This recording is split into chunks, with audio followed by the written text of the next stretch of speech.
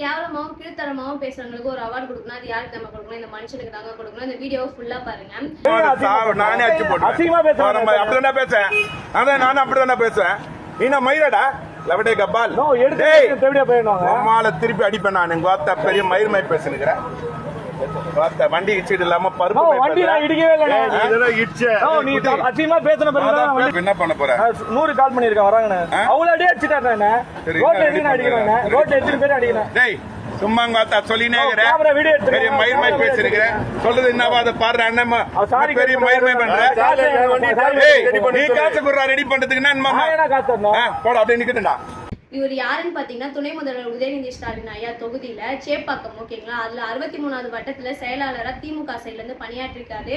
யாரோ ஒரு அண்ணன் அவர் வண்டியை இடிச்சிட்டாங்கன்னு சொல்லிட்டு திமுகவுடைய நிர்வாகி ஒருத்தர் ஆல்ரெடி அந்த அண்ணனை அடிச்சிருக்காங்க, அசிங்கமா பேசிருக்காங்க. அதுவும் இந்த வீடியோல ரெக்கார்டா இருக்கும்.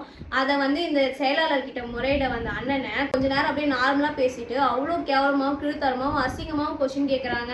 நாங்க அப்படிதான் பேசுவோம், அப்படிதான் பண்ணுவோம், நல்லா மயிரை புடுங்க முடியும்னு அந்த பையனே கேட்கறாங்க. யோசிச்சு பாருங்க, மக்கள் சைடுல நிக்க வேண்டிய நீங்களே இவ்வளவு கேவலமா பேசுறீங்கன்னா உங்க கூட இருக்க நிர்வாகிகளை எவ்வளவு கேவலமா பிஹேவ் பண்ணுவாங்க. என்னதான் உங்ககிட்ட பணமும் பதவியும் இருந்து அது ஒரு திமுறை கொடுத்தாலும் அதை எங்க காட்டணுமோ அங்கதான் காட்டணும். சில பேர் டிஎம்கேக்கு ரொம்ப சப்போர்ட் பண்ணுவீங்க. அசிங்கமா என் கமெண்ட் பாக்ஸ்ல நிறைய பேர் பேசி வச்சிருக்கீங்க. திமுகவுக்கு சப்போர்ட் பண்ற நிறைய பேருக்கு நான் ஒரே ஒரு விஷயம் தான் சொல்றேன். நீங்க 75 வருஷம் கட்சிக்கு சப்போர்ட் பண்ணிட்டு இருக்கீங்கன்னு பெருமையா பேசிட்டு இருக்கீங்க. ஆனா அந்த கட்சியில பொறுப்புல இருக்க ஒவ்வொருத்தவங்களும் திமுறோடையும் ஆணவத்தோடையும் மக்களை மதிக்காம சுத்திட்டு இருக்காங்க. சோ இதெல்லாம் என்ன தெரியுமா அர்த்தம்? அவங்க அழுகி போன வேர் ரொம்ப நாள் இந்த மரம் இந்த பூமியில இருக்காது, ஓகேங்களா? சீக்கிரமாவே அதை தோண்டி எடுத்துருவாங்க.